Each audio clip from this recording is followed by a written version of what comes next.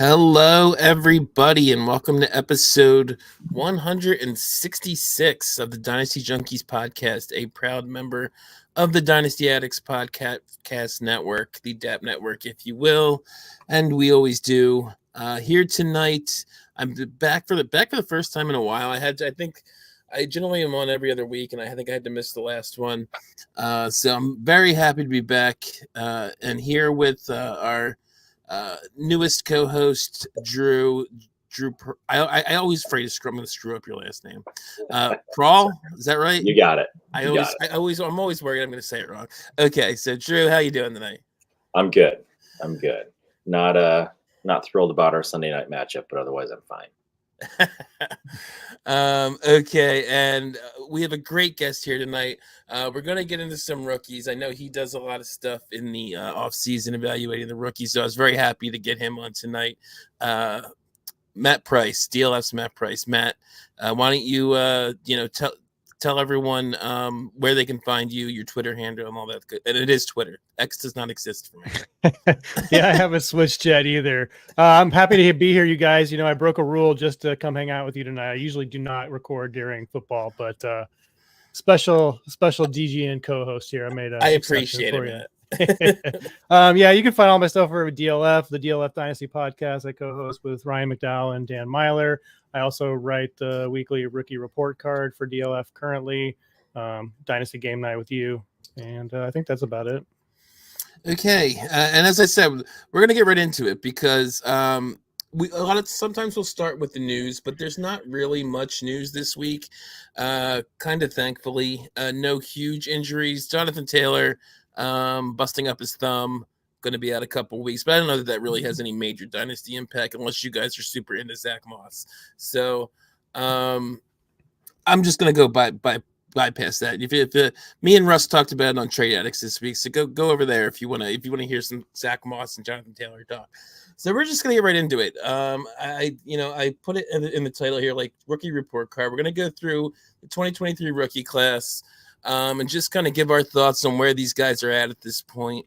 Maybe what we're buying them for, what we're selling them for, what we think of them going forward. Going to do it by DLF ADP I pulled from May. So we'll kind of go through the first round, probably some of the second round, and then just any other late round guys we want to talk about.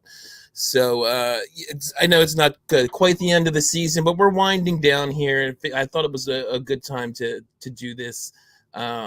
Rather than just, I know Andrew loves to do the weekend review, and I like to look a little more big picture. So we're going to go rookies today. And obviously the 101 was Bijan Robinson in most leagues, and he is in the ADP. It's been an interesting season for Bijan. We had that fun tummy ache game or whatever the hell that was. And he's been very up and down with Arthur Smith in the usage, much like a lot of the other, fantasy assets on the Atlanta Falcons. But Matt, I guess there's not really that much to say. I mean, he's been pretty much what's expected. It's just been the usage, really, right? Yeah, I mean, we saw him coming out of the bye, have a big game, so it's just Arthur Smith like figuring it out. It's almost kind of a, not that we shouldn't talk about it, but it's kind of a boring conversation at this point. We know the deal is, we know that he isn't using his primary playmakers, and we saw that good things happen when he does. Just last week, so 2 touchdowns, I think, 1 receiving, 1 rushing, and he's everything we want him to be. We just need him to have that true bell cow role, and we hope it stays there, but Algier is still involved, especially late in games. Once the game is out of hand in either direction, they bring him in, so he's not going to get that full, 85% snap share. He's not going to get that kind of Christian McCaffrey level treatment, I don't think, at least under this current coaching staff. And, they're still they're not winning every game, but they're winning enough that it feels like Arthur Smith isn't going anywhere, at least in 2024, right? So I think we're going to have to deal with this kind of up and down usage until he decides to stop doing that. Yeah, that's the point I was going to bring up. I've mentioned it multiple times, I think, on both podcasts. Arthur Smith, they win just enough that he's not going to get fired, and we're just going to keep seeing this every year, it feels like. But Drew, what are your thoughts? Are you Are you worried about that entire Atlanta Falcons offense until Arthur Smith is gone? I think in general, yes. I'm curious to see what they do with quarterback down the road here. Um, but yeah, I think, in terms of the entire offense, if you can get a discount on probably one of the pass catchers, maybe is probably a little easier than trying to get Bijan from anybody at this point. I think most folks are pretty well clued into the idea that they're going to sit on him for a couple of years here, especially if they spent the 101 on him, or if they were lucky enough to get him at the 102 in a super flex. So I'm certainly interested in seeing, what does it cost to get Kyle Pitts at this point, or if you like Drake London still, see what you can get him for, what kind of package deal maybe. So it's not maybe as obvious that he's the guy that you're really going after. But yeah, until Smith is gone, or until there's some sort of significant philosophical change, this is kind of what we got. And yeah, I wanted to ask you too, because I think you're both not big running backs and dynasty guys, if I'm correct. Maybe I'm wrong on that. I kind of feel like that's where you're at, Drew. You're kind of more like a lot of people. The give me quarterbacks, give me wide receivers. So I'm just curious, are you interested in acquiring Bijan, and do you think maybe there's any discount whatsoever just because he hasn't bought? Like, I remember at one point in the season, Russ from Dynasty Outhouse was referring to him as Tyler Algiers' backup because of what was going on over there. But are you interested in acquiring Bijan, or just too expensive? You'd rather go cheaper? Matt, I'll let you go first.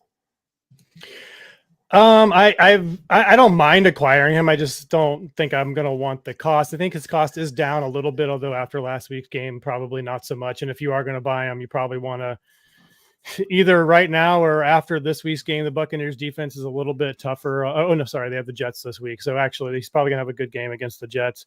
But in the fantasy playoffs, the Panthers, the Colts, and the Bears, like it's like after that, we could be talking about him. I mean, he already is the most valuable running back, right? But he could approach that top tier of players in a one quarterback if we're talking about Jamar Chase and Justin Jefferson. But I have moved him several times. I have not bought him. I moved him for Jamar. I moved him, and I can't remember, some other smaller piece for Jamar Chase a couple of weeks ago on a contending team that was pretty set at running back. If I was going to buy him, you'd have to come strong. You have to come with a player like that. Maybe not quite Justin Jefferson or Jamar Chase, but somebody right in that next tier down. If we're talking about quarterbacks, we probably. Can you? Could you even get him for Trevor Lawrence? You couldn't get him for CJ Stroud. I mean, you could get him for CJ Stroud, but you want to pay that, right? So you're talking about that late quarterback one range, like as a palatable price for him, but I don't think that's enough. And that's that's the most valuable position we're talking about in most of the leagues we play in. So at wide receiver, like AJ Brown is like maybe the lowest you can go. Like it's just so cost prohibitive, and unless you are a strong contender right now, making a run in the playoffs, looking at those juicy playoff matchups, like it just you don't really want to carry that kind. I don't really want to carry that kind of risk into the offseason personally, unless I'm just like a top of the top competitor. Yeah, I'm kind of with you. Like, and I am more of a pro running back guy than a lot of dynasty managers, but his price is too high. I mean, especially for if you're a contender, the production you're going to get now. I mean, we saw this week, like you said, it can be very good, but there's going to be weeks where he's, getting the ball 11 times and only getting 60 yards or something and not a touchdown and like maybe 3 catches. So I'd rather pay a little bit less and get Jahmyr Gibbs. Honestly, I can get the same production, close to the same production for, I don't know how much less at this point, but I'm certainly less than Bijan, I think still. Yeah, I think what it's about you, significantly less.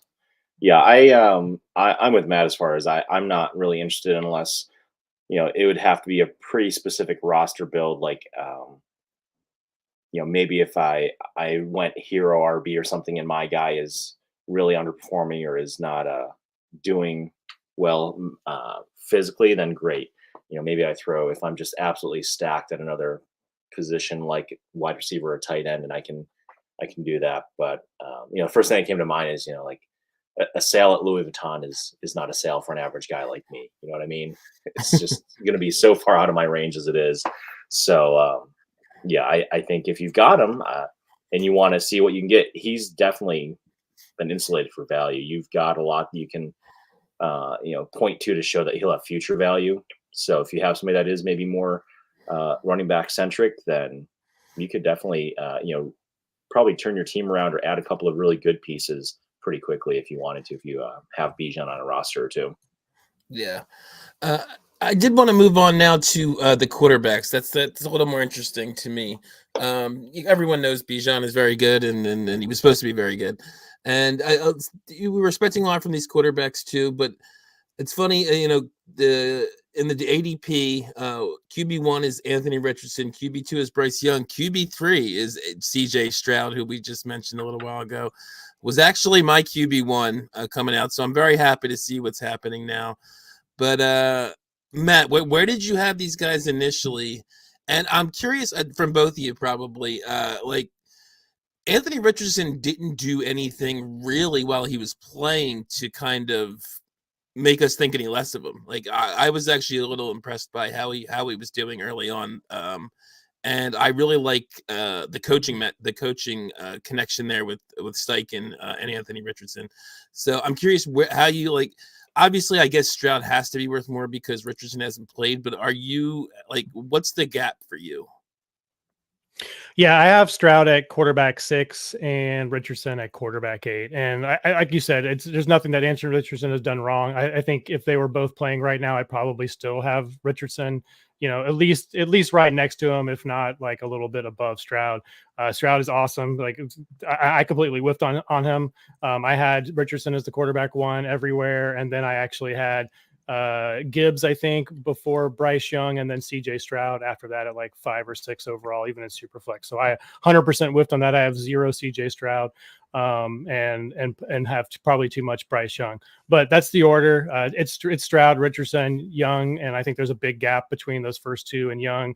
And at this time next year, I don't think it would be weird to say Anthony Richardson is slightly more valuable than Stroud. But I think all of these guys are maybe not in that top tier with Jackson, Hurts, and Mahomes, and well, Jackson for me, I don't know about for other people, but Jackson, Hurts, Mahomes, and Allen in that top tier. And then I think both of those guys are right there in that next tier, along with Herbert and Lawrence and Kyler. And if you want to throw Burrow in there still too, I moved him down a little bit. But both of those guys are right there in that second tier for me. Look at that, Matt. I was actually going to ask you where you compare them to the current quarterback, the more veteran quarterbacks right now. But Drew, where were you on Stroud coming out? Was he your 3? Was he 2? Was he 1?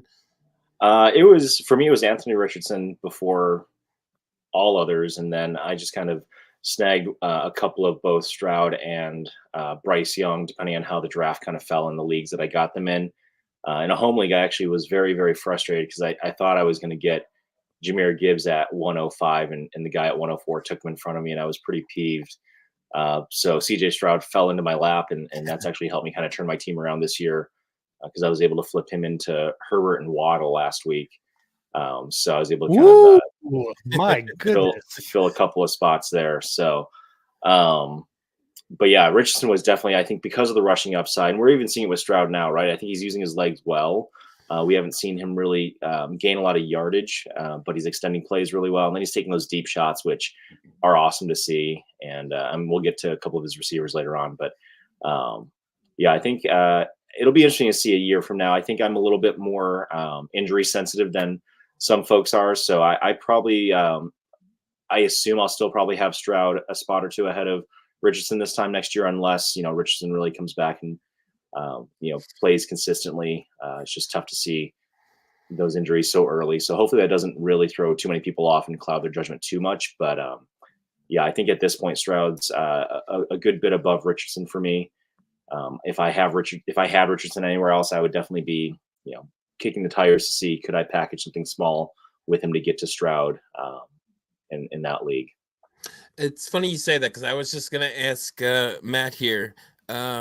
What would you, if let's say you're rebuilding, you're ecstatic you have Stroud, would you trade Stroud for, like, how confident are you in Richardson going forward? Would you try and trade Stroud for Richardson plus, if you could do that? I probably would. I mean, I'd like to get a deal like Drew got with Herbert and Waddle. I think that's incredible. Yeah, to, that like, I think is a rarity, but yeah. yeah, like if I can add a piece, similar to Waddle or something like that to Richardson, that's a no-brainer for me. I think you're probably. I want at least a first on top of Richardson. I would say at That's this what I was point, gonna ask. that number is going to get smaller as we get closer and find out more about his health. But right now, I think I'd want a first on top of Richardson to get to Stroud.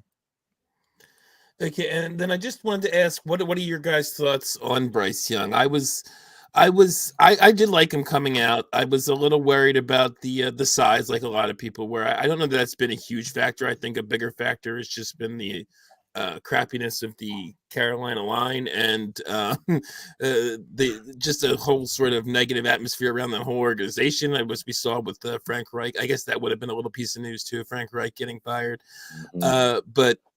Drew, like where are you on Young? Do you still have faith he can come around, or are you already kind of I'm out on this guy? I wouldn't say that I'm out, but I wouldn't want to bank my Superflex future on him. So if I can make some sort of a move where he's ideally like QB3, maybe. I've got a couple of other guys that I feel strong QB1, and then kind of a steady Eddie QB2. I would be fine, taking him as my QB3 if I could get a decent deal worked out. Depending on the rest of my roster, I would probably be even okay, especially if I'm maybe looking ahead to next year, rolling the dice on getting him as a QB2 for next year and hoping that another offseason would help. But I wouldn't say that I'm out, but definitely not somebody that I'm going and looking to add to any rosters as like a cornerstone piece for a team. What about you, Matt? You said you liked him more than Stroud coming out. So are you still in on Bryce Young, or is this 12 game or 11, 12 game sample enough to be like, I'm definitely lower than I was before? No, I think I'm closer to what Drew said there. I wouldn't bank on him as like he's going to be my guaranteed quarterback 2 in Superflex leagues next year. But I'd like to buy him this year. Like if I'm a strong contender this year, and maybe I've got a couple of old quarterbacks, can I send my 110 to 112 for Bryce Young? And if I need a quarterback, I think I'd probably be happy to do that with this stage of my draft prep anyway. I certainly have a lot more to do, but that feels like a safe purchase for him. And you've gone from the 102 to the 112 in value. That seems like a pretty nice value pickup. Mm-hmm. So it's no secret that Carolina is garbage. There's no playmakers. There's no offense. There's no offensive line. I don't really think it was Frank Reich's fault, but obviously you've got to do something there. I mean, he picked the guy. I assume he picked the guy. I don't know. There were also rumors that he wanted Stroud and Bryce Young was forced upon him. So who knows the real story? But I think Frank Reich in general has proven to be a good coach. So I'm not sure that was his fault. But a new offensive system that's going to highlight his skill set and really illustrate what he does well, especially his improvisational skills outside of the pocket, things like that, and just weapons to support what he does is the problem. I will say I was not concerned about the size, and I'm still not really. But there are times where you see it seems like a lineman gets a finger on his jersey and he goes down. So that part is a little bit concerning sometimes, but in general, I just think we're waiting for him to be surrounded with more talent. We hope he doesn't get the Zach Wilson treatment here. That's kind of the biggest fear, is that he just gets mired on this team that, doesn't. I guess they did add some talent last year around Zach Wilson, but the line is still bad. It doesn't really seem like they would design that offense for him. So that's the nightmare scenario. But I think it's too early to go in on him or get rid of him, and I'd probably be buying rather than selling. Yeah, I'm with you. I wouldn't be interested in selling either. I don't have a lot of shares of any of them. I think I have 1 or 2 of each. I think I have 2 Bryce Young, 1 Stroud, and 2 Richardson, I want to say. And yeah, I'm to me he's a hold. I'd be a little nervous about even buying. So to me he's more of a hold. But I was also lower on him coming out. He was my 3. It was Stroud, Richardson, Young for me coming out. But I agree with you. I think it's a little too early to kind of give up on a guy after not even a full season. So I did want to I was looking at the DLF current ADP, the November ADP, overall ADP. And just wanted to throw a couple of close ADP comparisons. I'll give you one to each of you. Drew, going back to Stroud, Tua is one spot ahead of Stroud. Are you going Stroud or Tua? That's Stroud pretty easily for me. That's what I thought too. I was surprised to see that. Yeah, Stroud is doing stuff for a rookie. We have like the interception, early on, especially the lack of interceptions, the yardage. I was a little, and I'm a Tua. I think you are too. You're a Tua supporter. I like Tua, but yeah. I'm more into Tua because of the weapons, and you see what Stroud's doing with much more average weapons around him. Well, the one good one we're going to talk about a little later, but and Matt. Bryce Young or Brock Purdy? Man. Yeah. They are like, I think they are, I have to double check, but I think they are like right next to each other in my rankings. I think I have Purdy one spot ahead in my rankings. And in the ADP it's two. Yeah, 14 and 16. I think you have to say Purdy at this point because he just feels safer. He's in a more friendly offense, and he has all of those ridiculous weapons around him right now. That's wild. Gosh, that's really hard. I'll say Purdy, but like you could go either way, really. Is Purdy a guy that if you're not a contender this year, would you flip him for Bryce Young? Like if a team came knocking saying, "Hey, I want somebody that's producing a little bit more. I'll send you a young high profile 101 pick."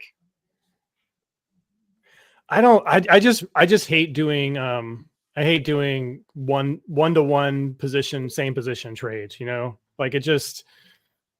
like it just never feels good. So I don't think I would necessarily do a direct swap like that. And either side, you give me whatever it is on top, a second, probably not a third. I'd probably keep Purdy for the third, but if it was a second, I'd probably flop the other way. Okay, so moving on from the quarterbacks, next guy at 105 is Jahmyr Gibbs, who we talked a little bit about earlier. Matt, I was very high on Jahmyr Gibbs coming out, and I think as most people were, but I think we've actually seen kind of his workload increase during the year. To me, it's almost like Bijan. I don't know that there's that much to say about him because I think he kind of is what we thought he was. But any thoughts on Jahmyr Gibbs here before we move on to anyone else? He's my running back 2 overall, and I think he's in the same. Like if you're going to tier up just the running back position, I think he's in the same tier with Bijan at this point. So, I mean, there's no more questions for him. He's shown that he can carry the full workload if he needs to. I think it was 3 weeks in a row, weeks 8, and then he had weeks 9, and then he had a bye in 10, I think, or something like that. And then 11, no, it was bye in week 9 and weeks 8, 10, and 11. He was like the running back 1, the 2, and the 3 overall in each of those weeks. So he's shown he can do it all. He showed just last week that he can do it when he isn't when he's only, I think he only got 8 carries or something. So he's an efficient player on top of that.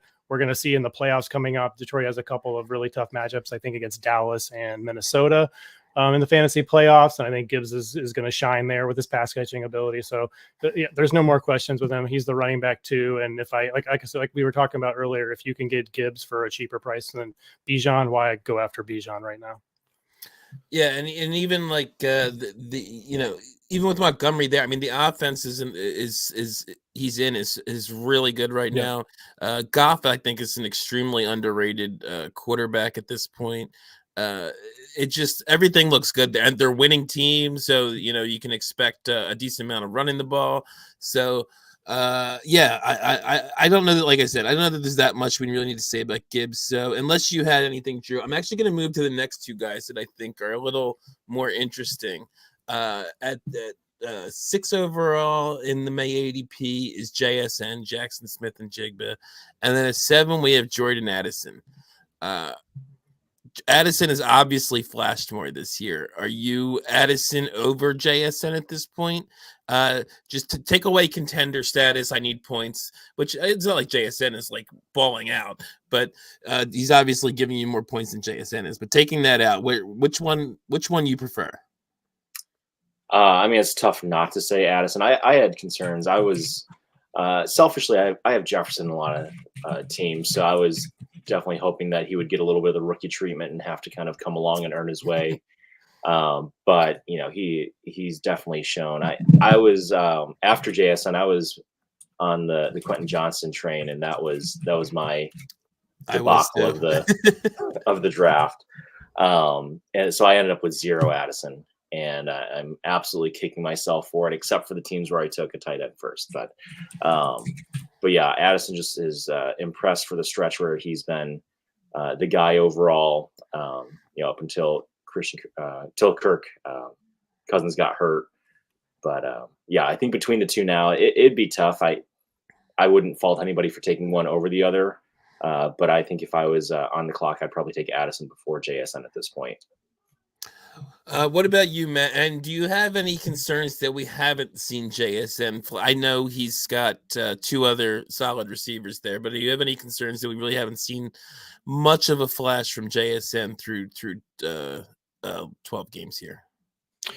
I don't think so, and I don't know if I'm in the minority, but I'm probably going to keep JSN over Addison for now. We've seen Addison, really thrive both without Justin Jefferson and with Justin Jefferson. But I just don't know. The quarterback situation is a little bit scary, so I'd rather take the more certain situation in Seattle there. And we're like you said, he's buried. We've had games where DK has missed. We've had games where Tyler Lockett has missed, and he's showed up. And those games with some increased target share, and I think a touchdown in each of those games as well, if I'm not mistaken.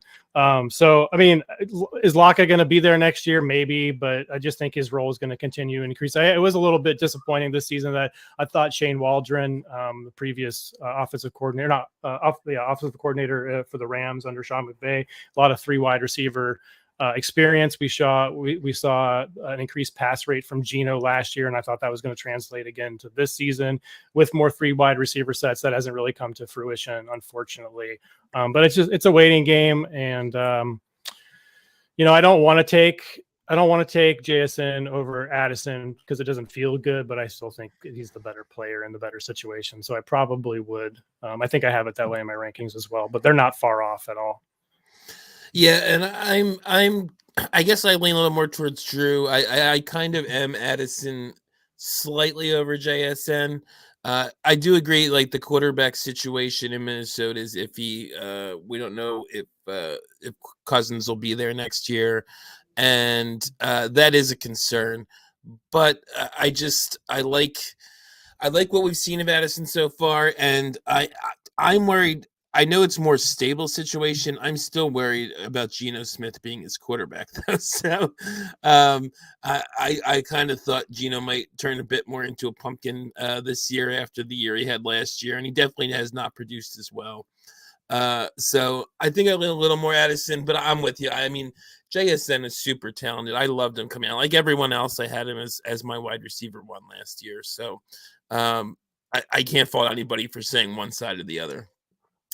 At 8 was the guy, Drew, you had mentioned, Quentin Johnston. I am very big on guys who don't produce year 1. I'm just out, and he has not produced year 1. He's still got a few games to maybe show something at the end of the. If we were talking about Amon-Ra St. Brown at this time in his rookie year, we wouldn't be too thrilled either. Probably still did a little more than Quentin Johnston did, but it was right about now when he came on. But I just, like I said, it's just historically guys who do nothing, or not literally nothing, but very little their rookie year don't tend to go on and produce. You have occasional exceptions. So, and I did have Addison over Johnston. It's not like I think you said you had Johnston over Addison. I did have Addison over Johnston, but if I did not have a top 7 pick, I was trying to get Johnston everywhere. I was a fan. And it's just been disappointing this year, especially considering Mike Williams went out fairly early. It gave him opportunity, and we're still not seeing it. So, with Palmer out too, with both of them, it's not even just Mike Williams. Yes, Palmer's right, out. Yeah. He couldn't beat out Palmer for that second spot, and now he's still not. Well, I guess he had the 1 touchdown or whatever on 3 catches for 21 yards or something, but. He can't do it even as the 2 with no other options other than Eckler and Everett out there, right? As the 2, he can't do it. What do you think, Drew? Are we out? I mean, I'm not just dumping him, but at this point, I don't see him any more than really like a little bit more than a throw in some deals. If somebody tries to, tout his draft capital, it's in trade talks. That's a quick no. Yeah, yeah. Like I said, I'm pretty much there on Quentin Johnston.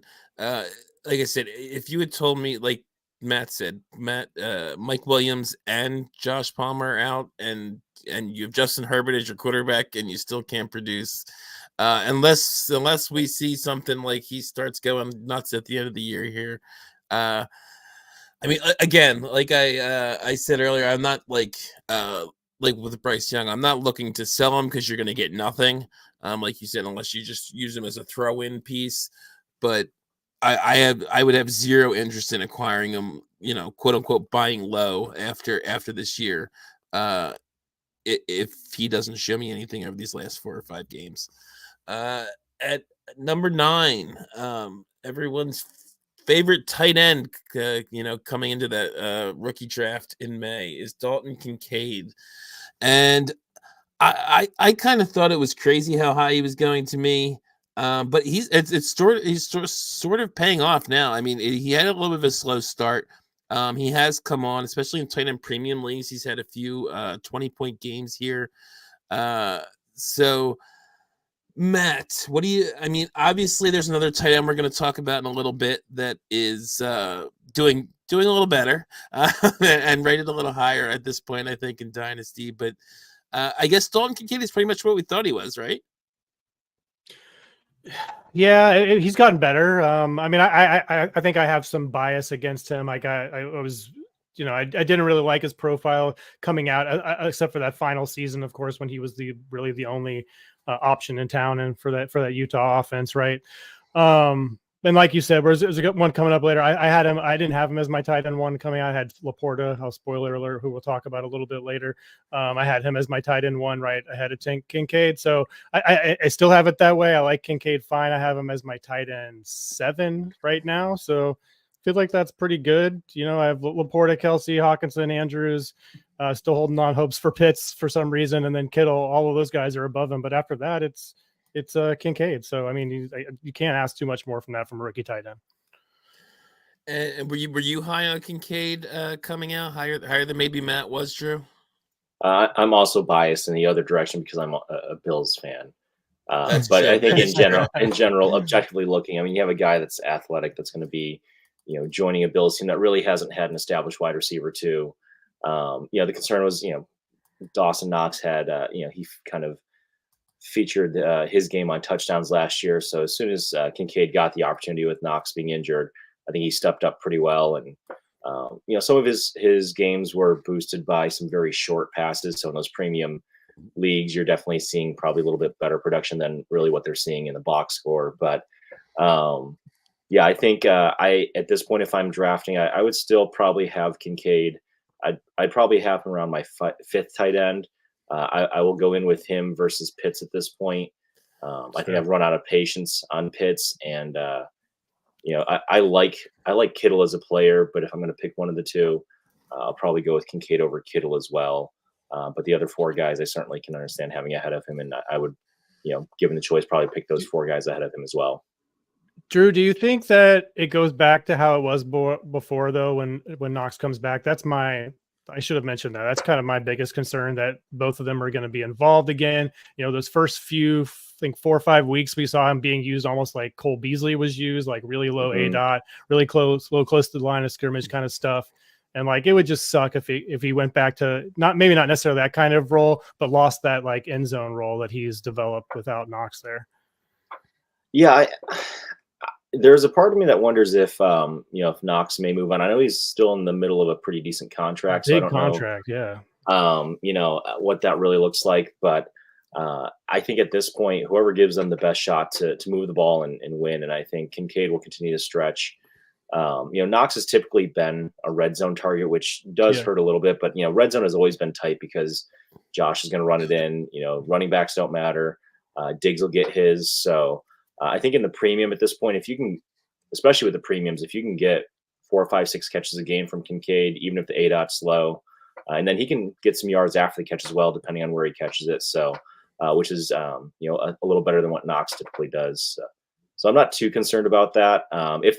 If he really scales back, then I could definitely see his value dipping, and I would probably reevaluate, if he's number 6 or number 7 at that point. But I think with what the Bills are going to have to do to try to make the push for the playoffs, at least for the rest of this year, even with Knox back, they're going to be throwing so much to either stay in games or try to get ahead of games so we don't blow leads and lose overtime matches. I think there'll be enough to go around.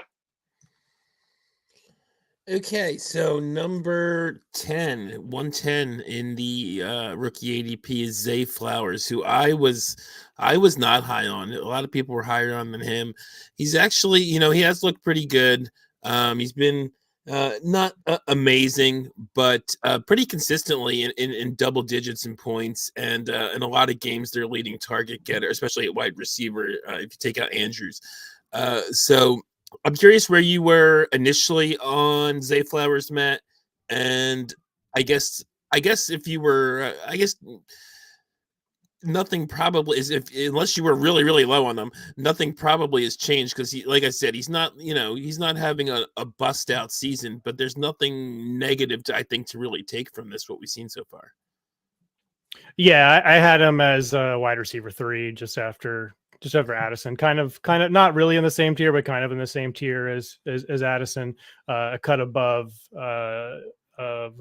Johnston for me. So I think he's about the same. If you wanted to buy him now, I think he's in that same range, late first. I don't know if anybody really wants to sell him for that, having just paid for it. And he's shown enough, I think, that he's going to be a fantasy contributor. I think he's clearly the wide receiver 1 for that team. I don't know. Do you think they add more weapons there? Like, it seems like they might have to, unless for some reason, we're still counting on Bateman to kind of show up. So I think you're always going to have to worry about that as a lower volume offense. But I think we've seen some signs that they're willing to get him the ball and feature him in certain packages and things like that. They've made an effort to get him involved in all areas of the field. So I don't think anything's really changed. I'd have to pull up my exact rankings on him, but I think he's somewhere in like the late 20s in terms of wide receivers right now. Yeah, and I'm really disappointed that we haven't seen more from Bateman. I loved him coming out. Me too, man. I did too. And I made the argument that I wasn't as high on Flowers. Like I said, I have 0 Flowers because I thought, Bateman had been hurt in both, I think, of his first couple of years. And I thought maybe if he stays healthy, he could actually be the wide receiver 1 there, and that a rookie wasn't necessarily going to be it. But not that he's a wide receiver 1 for fantasy, but he basically is the wide receiver 1 there. So, Drew, any thoughts on Flowers, or you want to move on to the next guy here? I was definitely low on him, and I think mostly because of the low volume offense, and we just haven't seen a wide receiver dominate in Baltimore. But I'm definitely more in now than I was a year ago. And we'll go to number 11 because we're definitely taking a decent amount of time on the first round here, and I do want to get to some of the other guys, the lower level guys, before we finish here. But Will Levis was at 111 in Superflex drafts. A guy I was very, very, very, very low on. He looked great in that first game. I think it was like 4 touchdowns or something like that. Yeah. Been kind of up and down since then. Are you interested in? I still am not really in on Levis. I'm not. I still don't see. I don't ever see him being a consistent, definitely not consistent top quarterback. And I'm just, I'm not even convinced he's going to be much, going forward in terms of even getting the start. Like he probably the starter next year, I would assume, because they it's just, I'm not sure what Tannehill's contract situation is, but I think they can get out. And I don't know what else they're gonna really get. They're not bad enough to get a super high end quarterback. So I'll throw it back again to you, Drew, on Levis, and then to Matt. It sounds like you were kind of where I was on Levis. Had zero Levis. If he was the highest or the best option there at the drafts, I was trading back at that point, or I was going after him. Probably a couple of the guys that we're going to talk about in a minute here. So I just hope if you had him. I hope you cashed in after that first game with 4 touchdowns. What about you, Matt? Yeah, the same. The only Levis share I had was on a team that had it was an auction rookie draft, and I had basically like 80% of the money. I ended up with Levis, and I moved him right after that game. I think it was Levis and Puka Nakua and for Tyreek Hill. He became a strong contending team with that move. And, you know, since that big game, we've had 9.7 points, 7 points, 12.5, and 7.1 points last week. So I'm not, you know, I think he's in a little bit of a similar situation to Bryce Young. The offensive line is not good. Treylon Burks has not really worked out. I still have hopes for him, but you know, it doesn't seem likely at this point. And DeAndre Hopkins is good, but that is not the kind of offense, you know, that quarterback is going to really flourish in. I don't think so. He's a big play kind of gunslinger kind of guy, and they don't really have the weapons for him to kind of play that style of offense, and they're not ever going to do that as long as Henry is there, right? So I would say I have more hopes now than I did in the pre-draft process, but you know, still probably at best like a back end like quarterback 24 kind of super flex kind of quarterback at his absolute ceiling. I think at this point, more likely a bye week injury fill in if he's even a starter next season, like you said. Yep. And the next guy is a little more interesting to me because he was so good for such a short amount of time. He's only got really 3 starts on the year between not really getting the ball in the first couple of games and then being hurt since. But he's looked so great and so fun to watch on the field when he's been out there. Devin Achane, who corrected us all on his name as we were calling him A-Chain for months. Devin Achane was the 112 on the ADP. I was actually not super high on Achane coming out. I didn't love him as a runner, and I was wrong. But I do love him now. I actually have quite a few shares just because in that range we're talking Zay Flowers, Will Levis, and I didn't love them either. So I ended up going for the running back over those guys. And I actually have a little bit of this next guy too, who's not doing as well. But Drew, how did you feel about Achane, and how are you valuing him now? Are you valuing him as like an RB1 based on what we saw earlier? Obviously he was the RB1 over those 3 games. I don't think I would expect that, but are you valuing him as an RB1 going forward? I do like him in that offense with McDaniel. It's a lot of interesting stuff going on with him. So what do you think? Yeah, I think my hope was he'd get an opportunity in an offense where he could, you know, have some space based on the other weapons around him. So it was pretty wild to see what he did in that 3-game stretch, and I did not have enough at that point. But I don't know. Value right now, it's so tough because Bill and I just talked about this yesterday too. The difference between his first game back from injury and Kyron Williams' first game back from injury and what that did for, you know, each of their respective values, at least in perception, right? So I think this week will tell a lot after being pulled early in the last game and having some extended rest. Hopefully he gets, you know, decent usage and can be efficient with that again.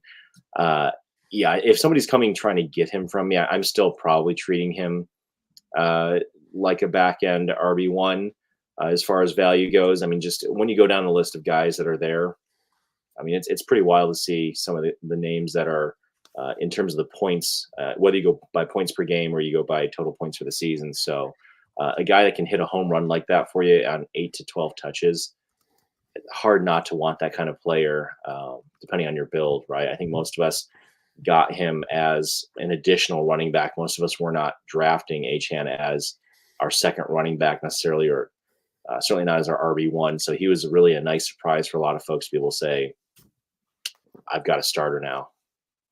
What about you, Matt? Where are you at on Achane? Yeah, I'm irresponsibly high on Achane. I have him as my running back 3 currently. I've seen enough. I've seen enough with the fit, the player that he is. We have to remember this is a player with Olympic level speed, ran a 10-2 second 100-meter. You just see, despite the size concerns, he's got power, strength, contact balance. He just blasts through arm tackles. You see him creating extra yardage at the end of runs, like a bigger back does. To me, he's it. If you don't have Bijan, you don't have Gibbs, and you know, I think you can throw McCaffrey and Breece Hall into that as well for those next few spots.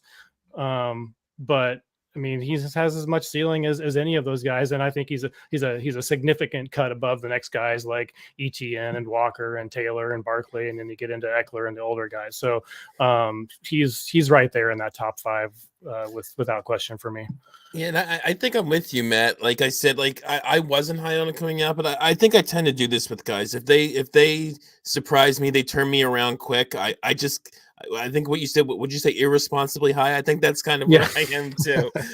Like if you like, I think maybe just because my expectations were so low, and then when he comes out and does what he does, it wows me, and then I end up actually falling in love with the guy I didn't like coming out. So I'm kind of with you. I think we're going to see more of this if he can just. That's the only issue, if he can stay healthy. We like to say injury prone isn't a thing, so hopefully it's not a continuing problem with him. But they've even said, like, I think that last game when they pulled him, they were being cautious more than anything. So hopefully he can stay healthy going forward and be a big factor down the stretch here. So we'll get into the second round. We'll try and move through these guys a little faster. I don't even know if I'll just go name by name. I might pick a handful of guys in this round. But the first pick was a guy I had a lot of just because I liked the talent, and it was not a good situation, and it has turned out not to be a good situation, as we kind of expected. So I wasn't expecting a ton year one. But even as Zach Charbonnet is the guy I'm talking about, has gotten a little bit of an opportunity here. We haven't seen too much yet. But I did love them on film. So Matt, what about you? Did you like Charbonnet coming out? And how do you evaluate him going forward, knowing Ken Walker's there? I loved him coming out, and I still love him. I think maybe we're selling him a little bit short. He's finally got an opportunity with Walker out the last couple of weeks, and the Monday night game, or excuse me, the Thursday night game is playing right now. He's got a touchdown. We have to consider the draw he's gotten coming into this starter role. He started with the 49ers last week. He's got the Cowboys tonight. He's got the 49ers next week. He's got the Eagles the week after that. He's got the Titans the week after that. This is just kind of a murderer's row of run defenses that he's going to face here at the end of the season. And I think that's going to present a tremendous buying opportunity going into the offseason. He's already captured even when Ken Walker was healthy, he already captured the passing game part of the role. They showed willingness to use him on short yardage roles near the goal line. So it may be a split backfield, but I feel like Charbonnet is going to take over the lead, and really Walker is going to become that, not necessarily a change of pace, more like the 1B, the guy that's going to provide those explosive plays, but not necessarily the guy who's going to be the every down between the tackles kind of runner every single time. Not a consistent a player as Charbonnet, and he can't do the whole entire role like Charbonnet can. So I don't know. You sound down on him, Rocky, but for me, I feel like he's shown up enough. He's played at least half of the snaps, and basically since week 7, in the last 2 weeks, he's 85%, 87%. He's probably going to be there around there again this week and week 13 when all is said and done. So I still like him. I still like him just fine. Well, just curious, do you know kind of where you have him in your tiers for running back at this point? I have him. I probably need to adjust him a little bit. Right now I have him running back 14. He's just behind Javonte Williams, just ahead of Ramondre Stevenson, DeAndre Swift, Rashad White, kind of that range at the top of that kind of tier. So yeah, I think he's a fringe running back 1, like high end running back 2, low end running back 1, as these older guys are, I don't know. Eckler going to be 29 next year. Kamara's 28 now. He's going to be 29 next year. So I think there's room for him to move up, and we have a rookie class coming in where we're not even sure necessarily. I think there's a lot of people who think they know who the running back 1 is, but I feel like it's kind of a dart throw at this point between a handful of guys. So, I think he's right in this like running back 13 to 16 range pretty solidly. Nice. Yeah, if you were the position, man, the position is just garbage. So it's tough. Yeah. It's it feels like it's just kind of muddled after you get past the first few. So, but yeah, I like that view, and I like the idea of looking ahead. Right, we're talking about Dynasty here, so if you have an opportunity to go and and add him for from another team that is maybe lower, or maybe feels like they've got a surplus at running back and he's a little bit more expendable. I like that idea of trying to add him in. And would you rather have Charbonnet or Tony Pollard? Oof, man, that's tough. I would probably say Charbonnet. Yeah, I have Pollard like 4 for, spots ahead right now, but I feel like I could easily flop. I think for the next couple of years that feels better. I think so too. I mean, I don't think Pollard's been exactly what we were hoping for this year. He's had, I feel like I don't have his stats in front of me, but I feel like quite a few down games to go along with his upside games. Yeah. So let's I'm going to try and speed round this second round because we are like 50 minutes into the podcast and we've only done one round. So I'm going to skip over some guys and maybe just talk about some of the more interesting ones. Yeah. We talked about him earlier. He's actually down at the end of the second round because I think DLF is not tight end premium with these Superflex rookie mocks. But he was going in the top few picks, I think, in almost every tight end premium league in the second round. Sam Laporta, we talked about him earlier.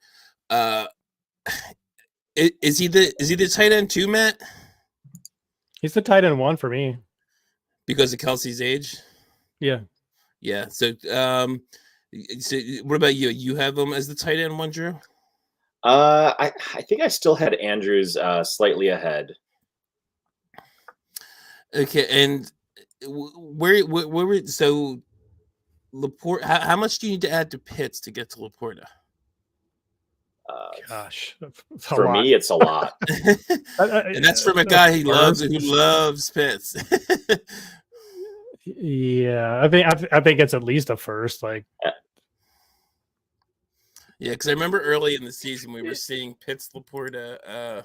Just after the first couple games, like Pitts Laporta polls on Twitter, and it was close. I don't think it would be close now. No.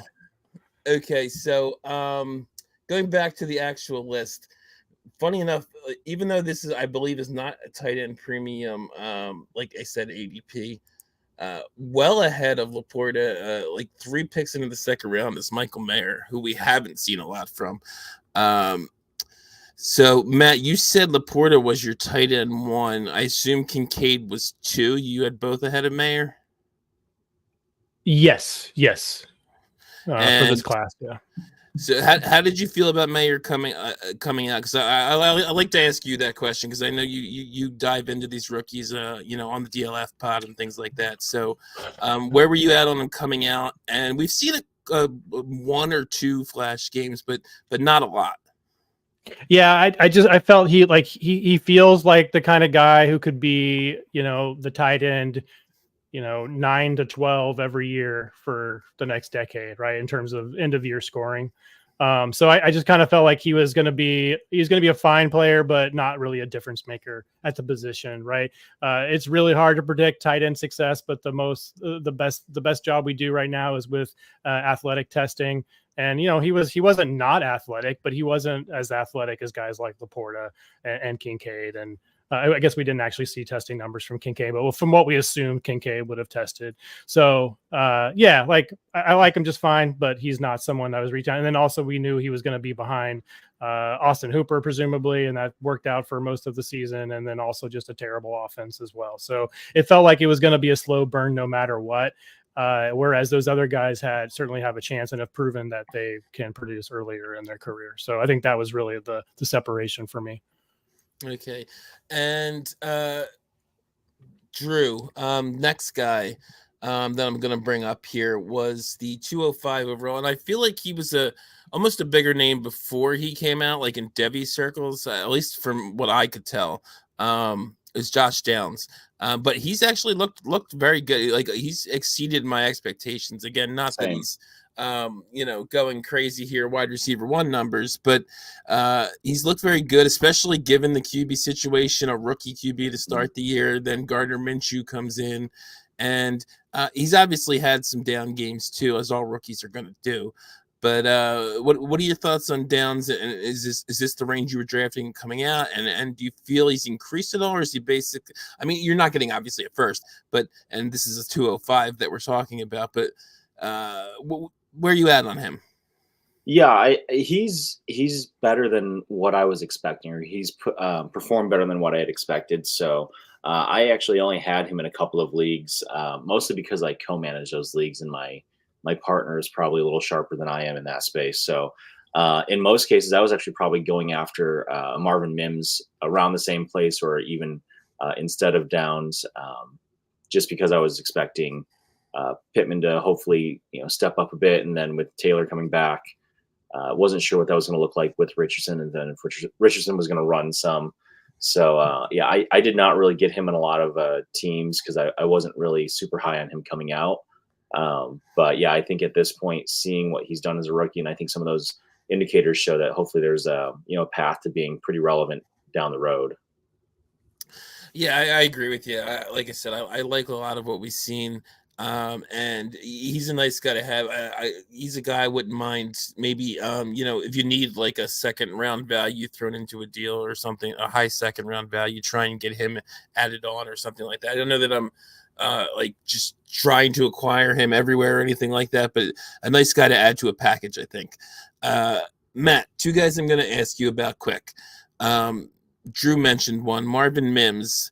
I remember at least earlier in the year seeing a lot on Twitter about really good peripherals for him, and they just were not using him. And it's kind of tailed off since then because he's done even less since then. But I know a lot of people were high on him coming out. And then I also wanted your thoughts on because it's a guy I remember we had Ryan McDowell on Trade Addicts, and it might have been Junkies. I forget which one of them. And he was very high on Jaden Reed.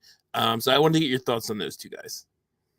Yeah, I was high on both of those guys. Certainly Reed has worked out to some extent. Marvin Mims hasn't. He's, he's had games where he spiked to 70. I think maybe two where he had 70+% of the routes, but on the season, he's somewhere around 40% of the routes on the season. So he just really hasn't gotten the usage in those limited workload games. We saw those big plays that he's capable of. And for whatever reason, they just haven't integrated them into the offense. It's been incredibly frustrating to see like little Jordan Humphrey getting snaps over him at times, right? Like it's just a very, very weird situation there. So I don't really know what to do with him. You would think that Judy moves on after this season. You thought he might move on this season through a trade, or Sutton would have been traded, but Sutton's got the big contract. So I don't know. It doesn't really seem like he's buried. It seems like he could have a role if they wanted him with the current setup.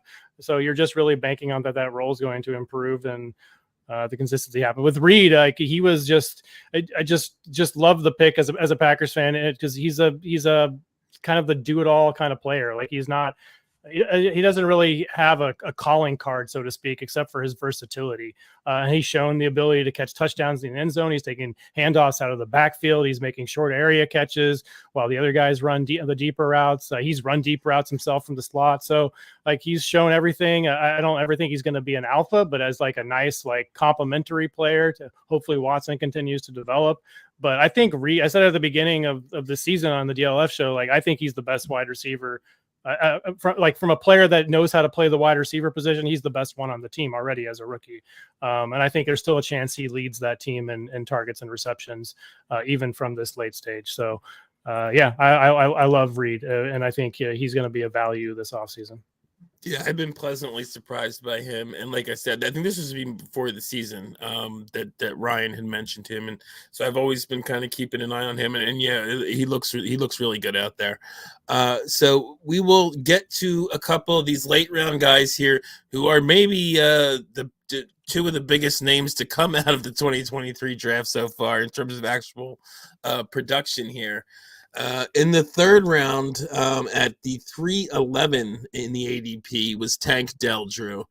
I loved the name. I was not expecting this.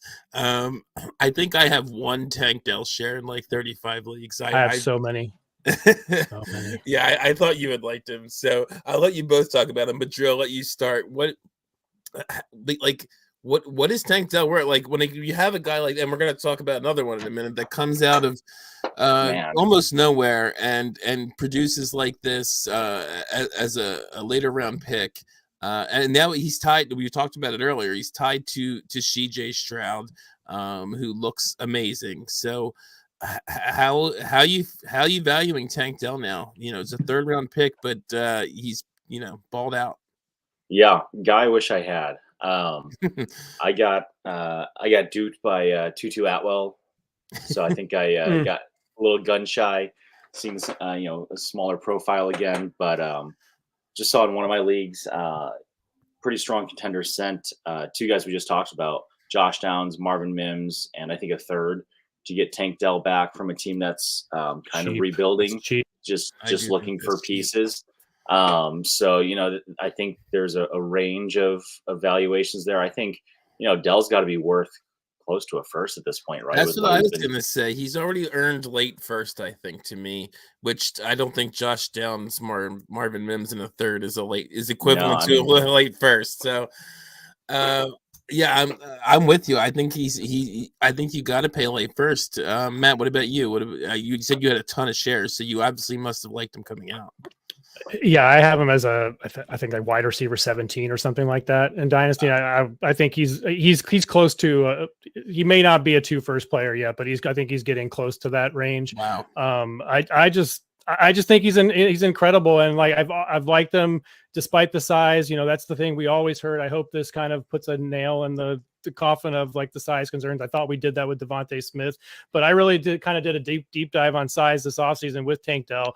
And I came up with 3 reasons why size might be important. One was contested catchability against bigger defenders. Tank Dell was 7 for 13 in his final season in college on contested catch opportunities, despite that diminutive size.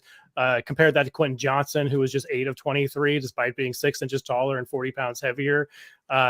Injury, he never missed an injury or never missed a game in college because of injury. He's missed 1, maybe 2 games this year. One I think was concussion related, so I don't want to necessarily hold that back. And then the last one was the ability to play on the outside and be a threat in the end zone. He scored 17 touchdowns this final season at Houston. And you can say it's a gimmicky offense or whatever, but if you watch that film, he was getting open on outside routes. He was getting open on back shoulder fades in the end zone.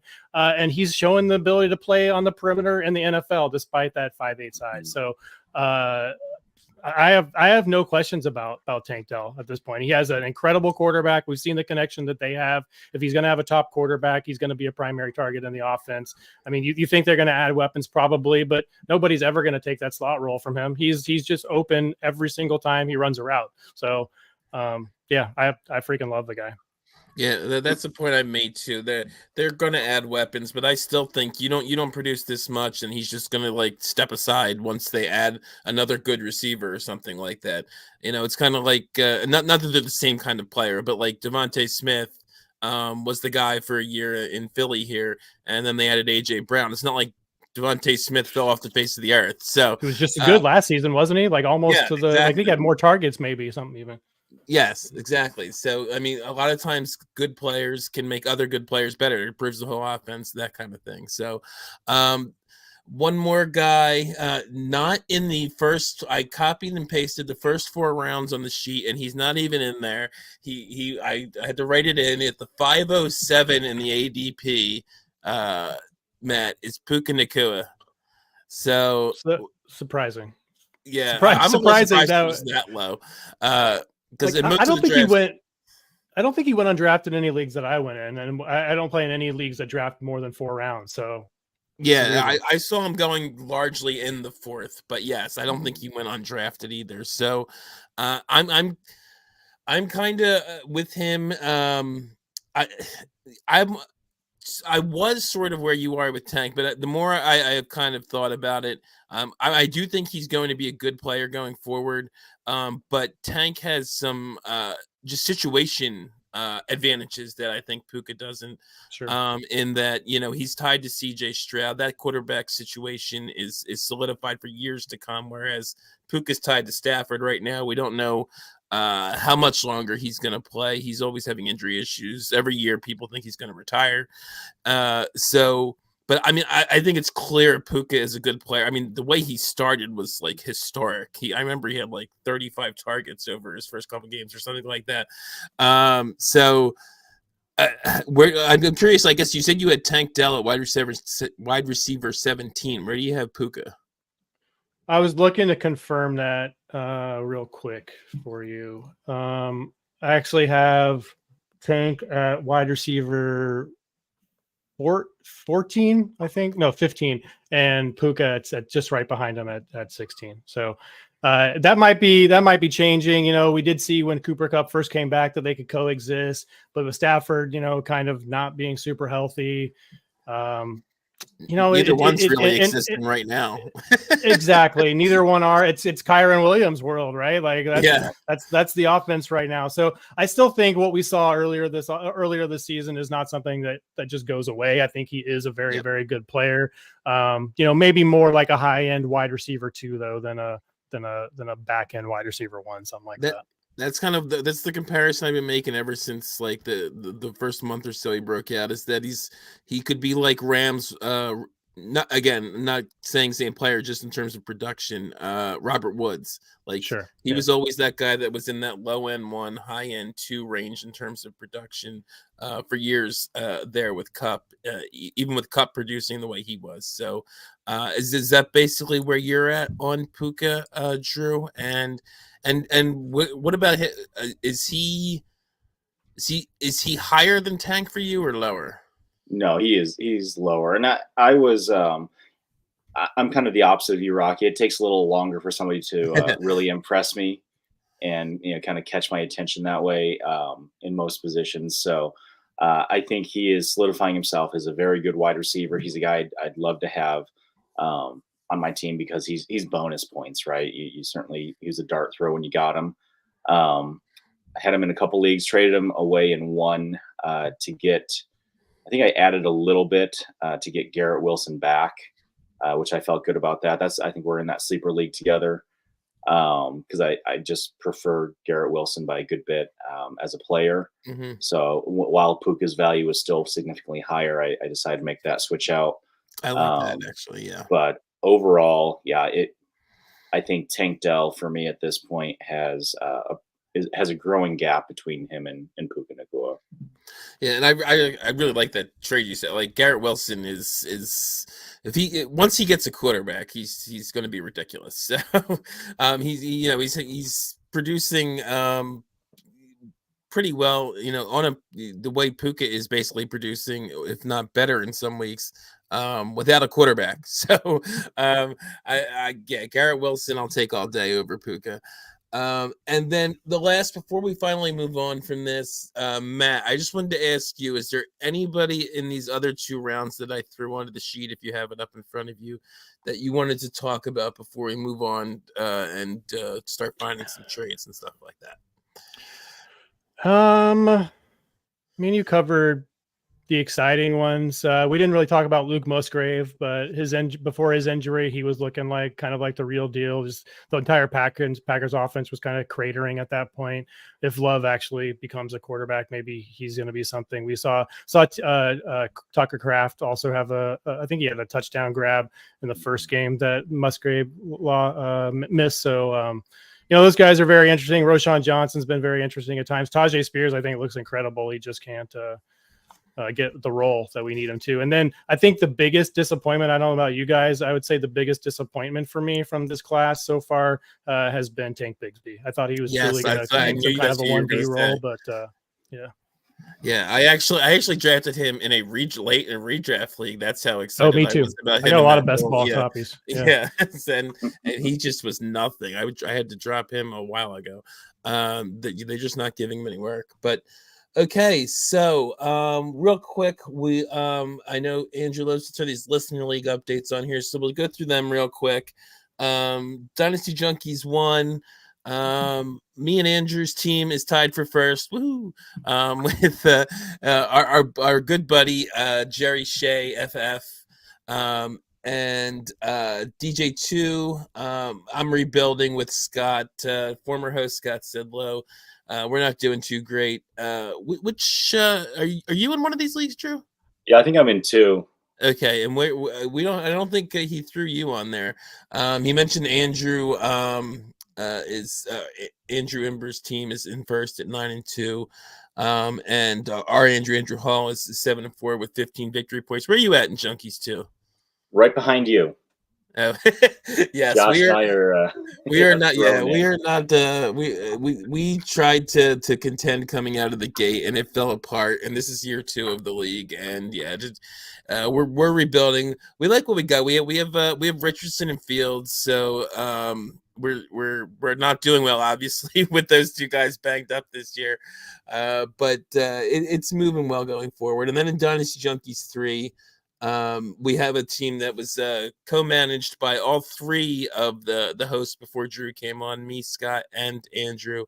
And we win now there too, and we are tied for second there. So, at the best hooker on Twitter is the team that's in the lead there. So congratulations to him. We also use victory points in that league, and he's a couple ahead of us in second. So. And then real quick before we get to find me a trade, we always like to kind of spotlight maybe one of the trades from the Junkies leagues. And Andrew put one on here that he actually made in DJ2, which is DK Metcalf and a 24-second for and I think that's a late second, that team.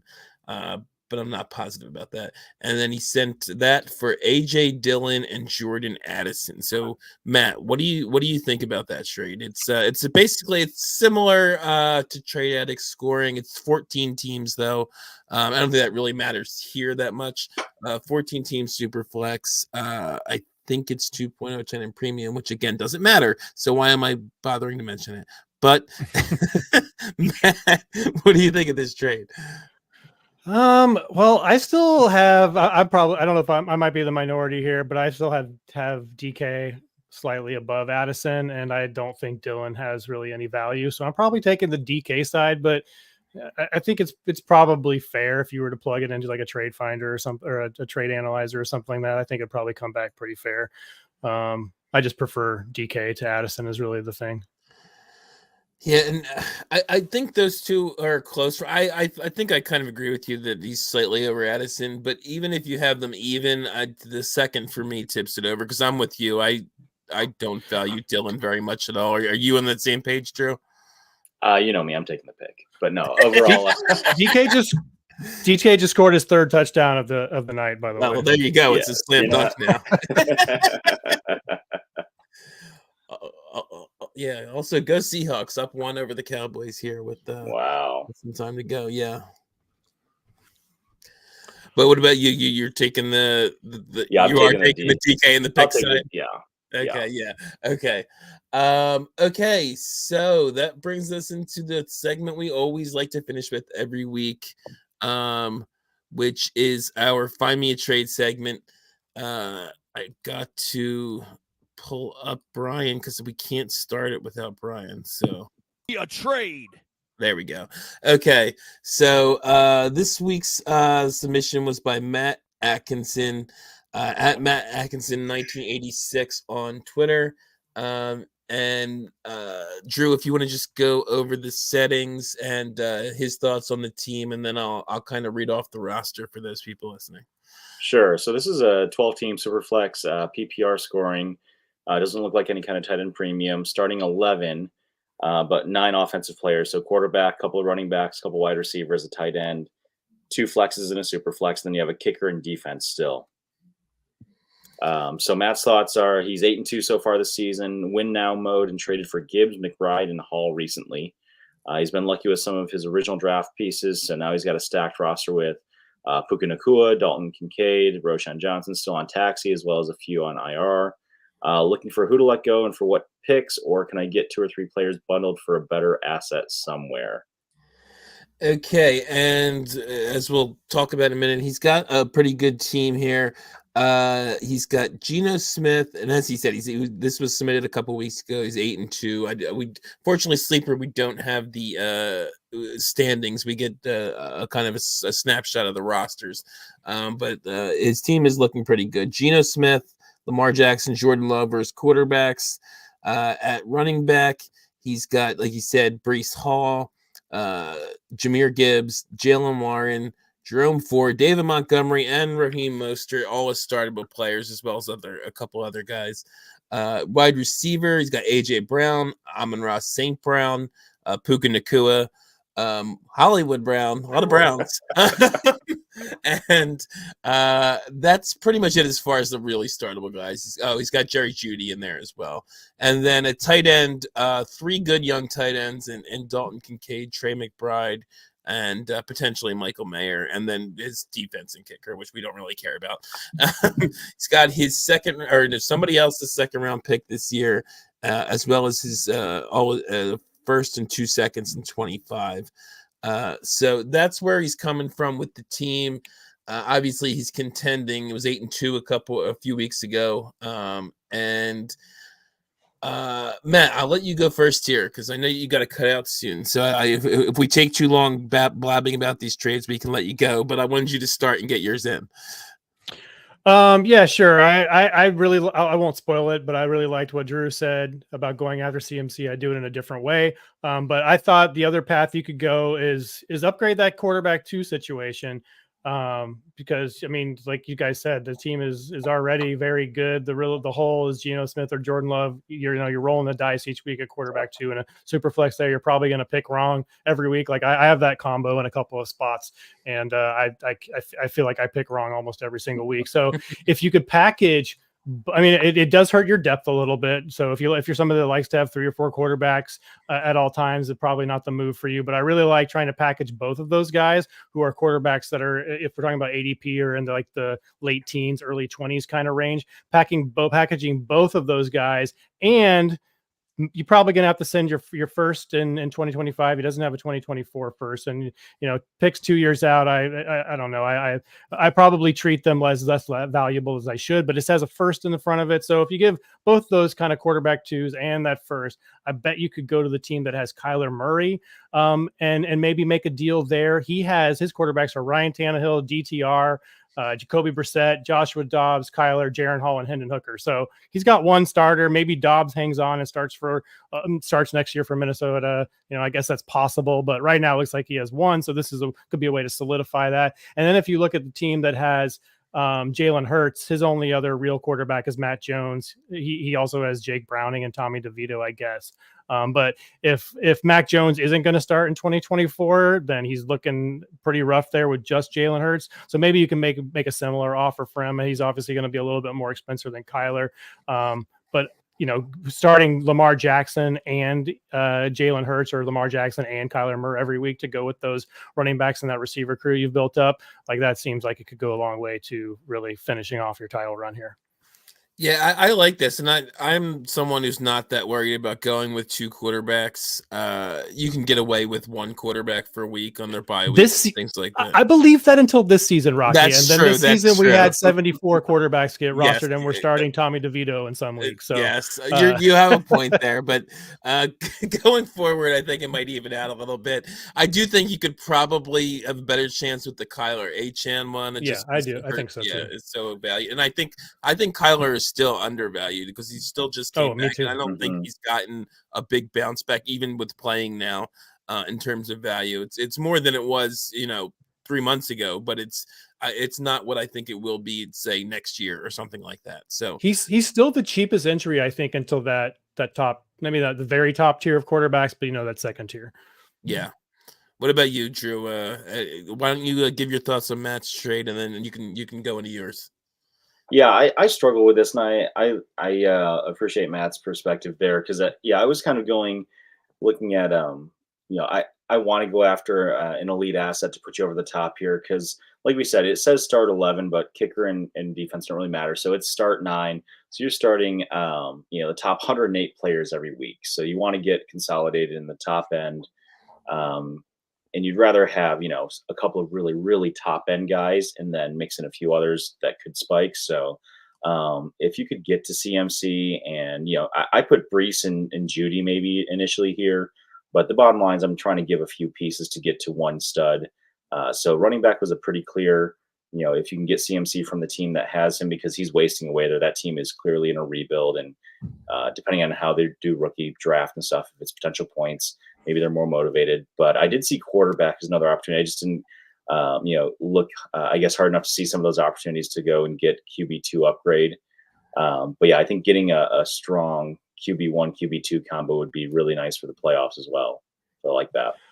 I love going after CMC there. I just think I would want to keep Brees, like, because if you could start, he could start all three of those guys. He could start Gibbs, he could start Brees, and he could start CMC. So if you could do it, like giving up the picks, and I put down maybe one of the tight ends because that team, if I remember right, didn't have. I can't find it right now, but if I remember right, they had a little bit of an issue at tight end. So if you can do one of those, like Kincaid is really buzzy with the first and a second.